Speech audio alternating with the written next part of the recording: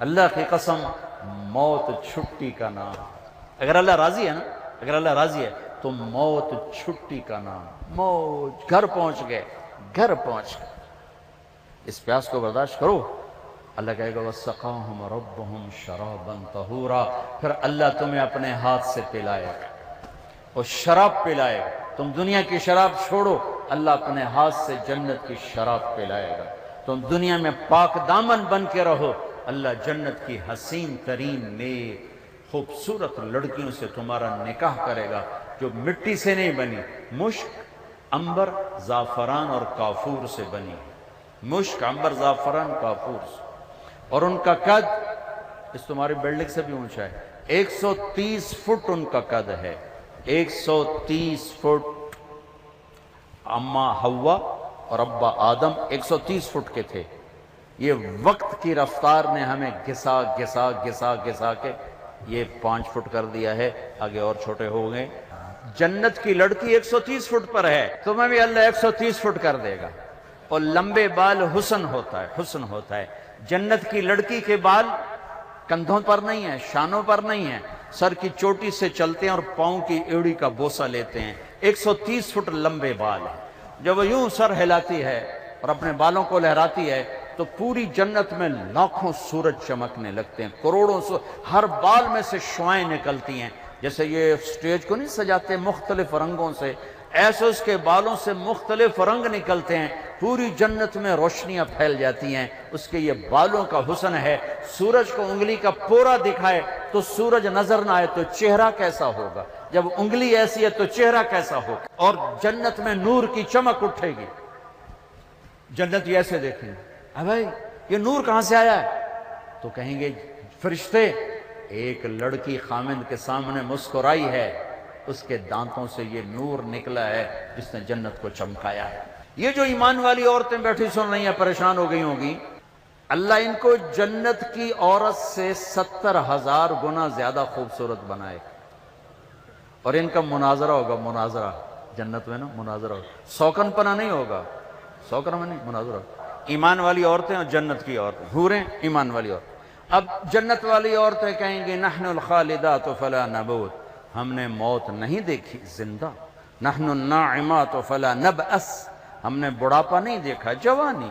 نحن الراضیات فلا نسخط، ہم نے کبھی لڑائی نہیں کی، ہمیشہ راضی. نحن المقیمات فلا نرحل، ہم نے کبھی ساتھ نہیں چھوڑا، ہمیشہ ساتھ دیا ہے. یہ چاروں باتیں دنیا کی عورت میں نہیں. جوانی بھی مستقل نہیں، بڑھاپا آتا ہے، اور موت بھی ہے، اور ناراضگی بھی ہے، اور ساتھ کا چھوڑنا بھی ہے. موت آ جاتی ہے، ساتھ چھوڑ جاتا ہے.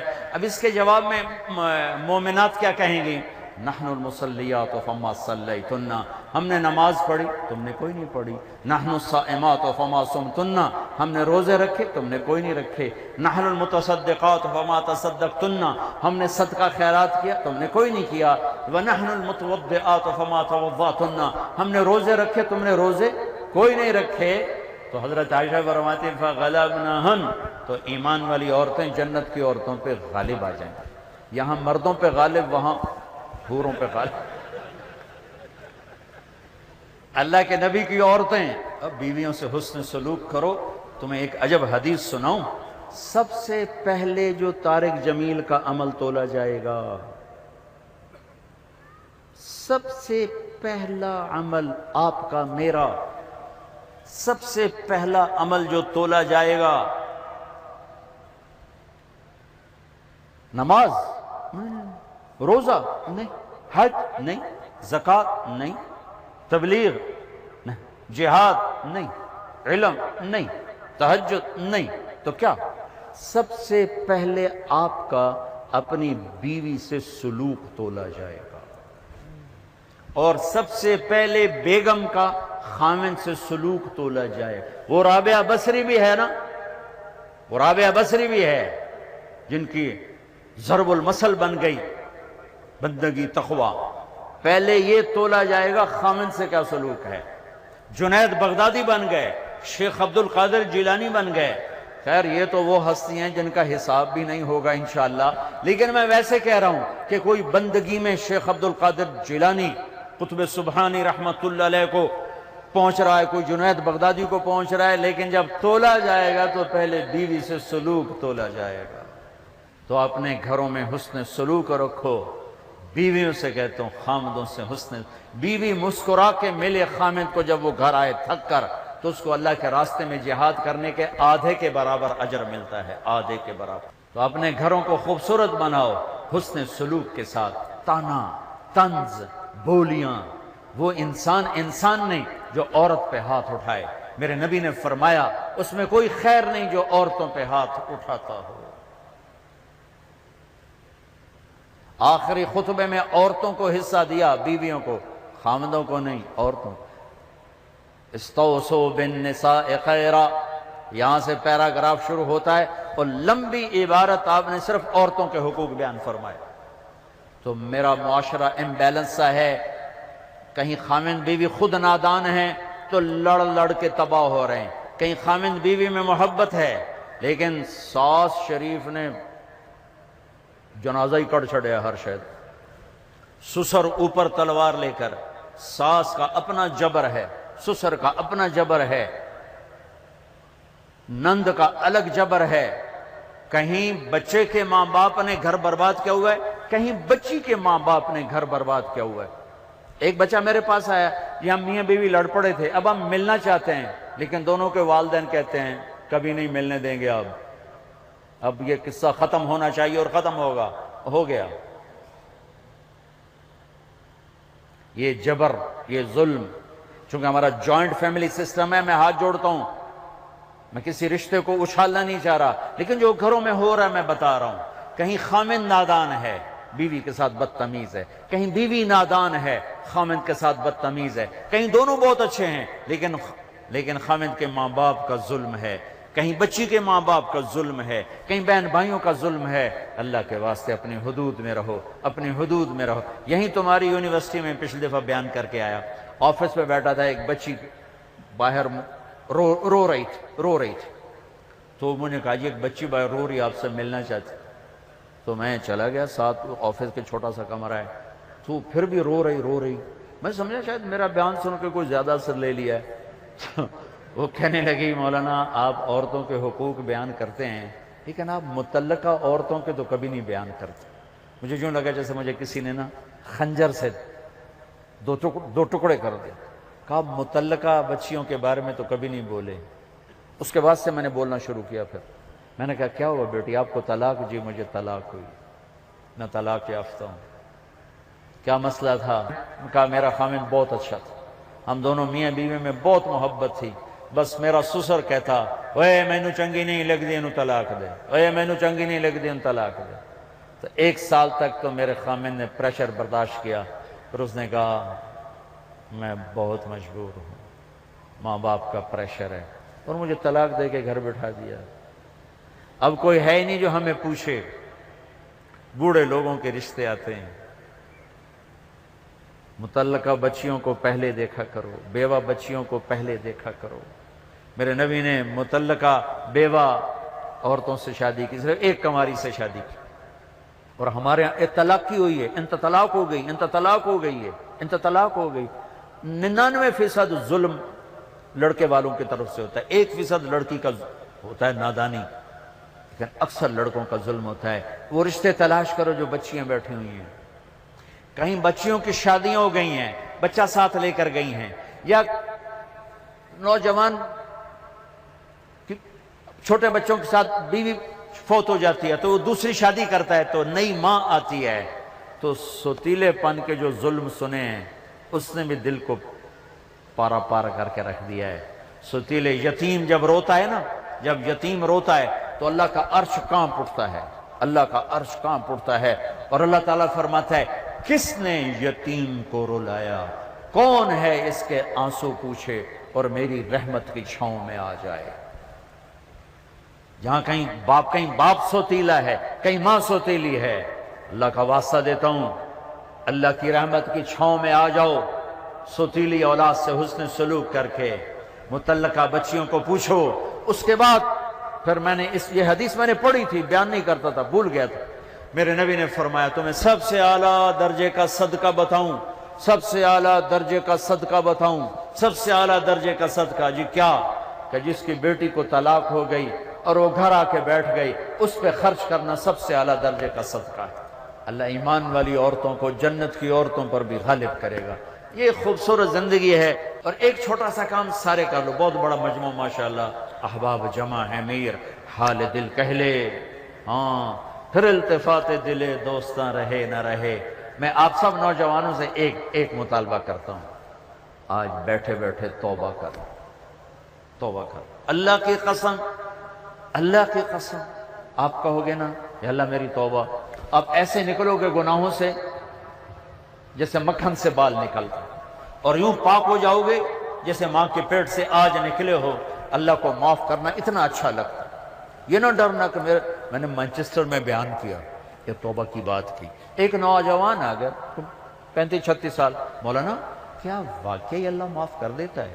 وہ اتنا سہمے ہوئے، ہمارے نوجوان خطیبوں نے نا لوگوں سے اللہ چھین لیا ہے، اتنا خوفناک کر کے دکھایا ہے کہ لگتا ہے بھئی دوزخ ہی دوزخ ہے، جنت کے سپاہ سے وسدی کوئی نہیں۔ اچھا اللہ معاف کر دے گا؟ میں نے کہا جی۔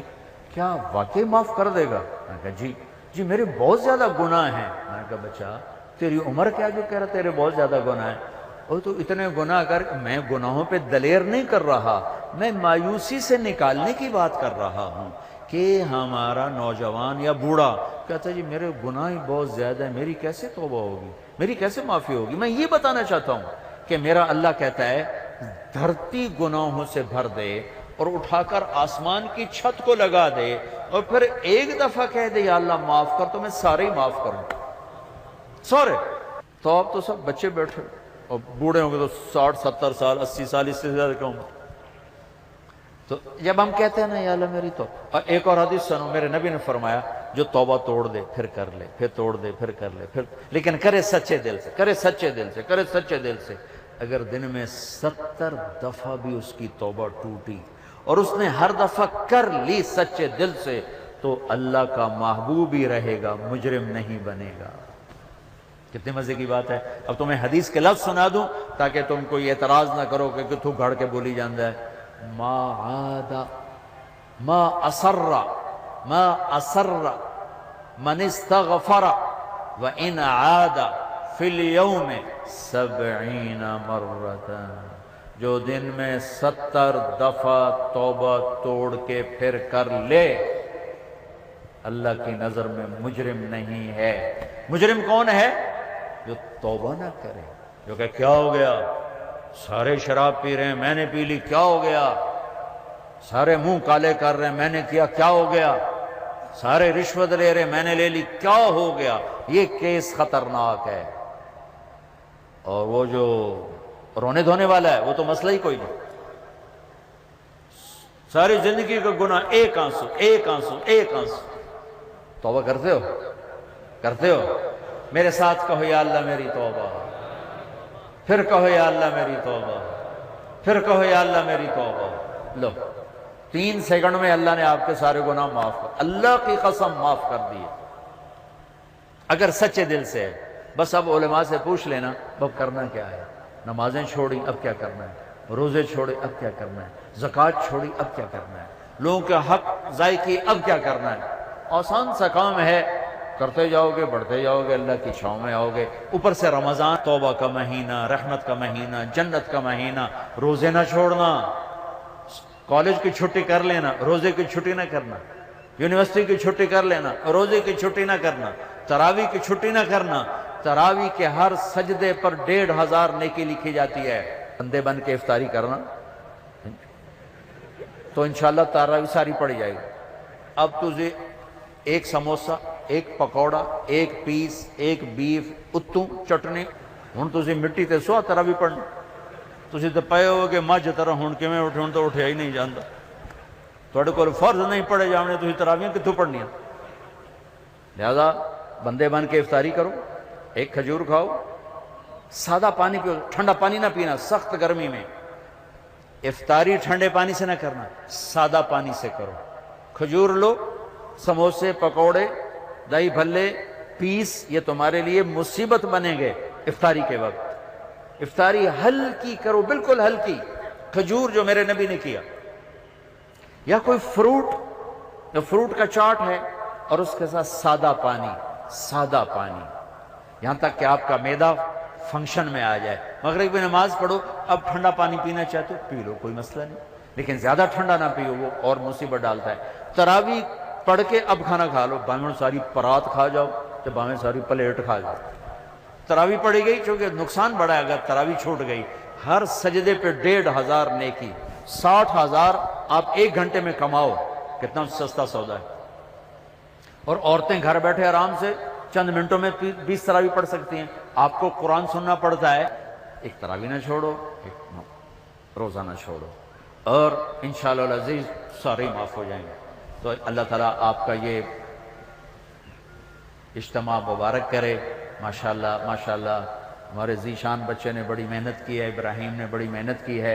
اللہ ان کے تمام ساتھیوں نے، اللہ ان کی محنتوں کو قبول فرمائے، ہمارے لیے ذریعہ نجات بنائے۔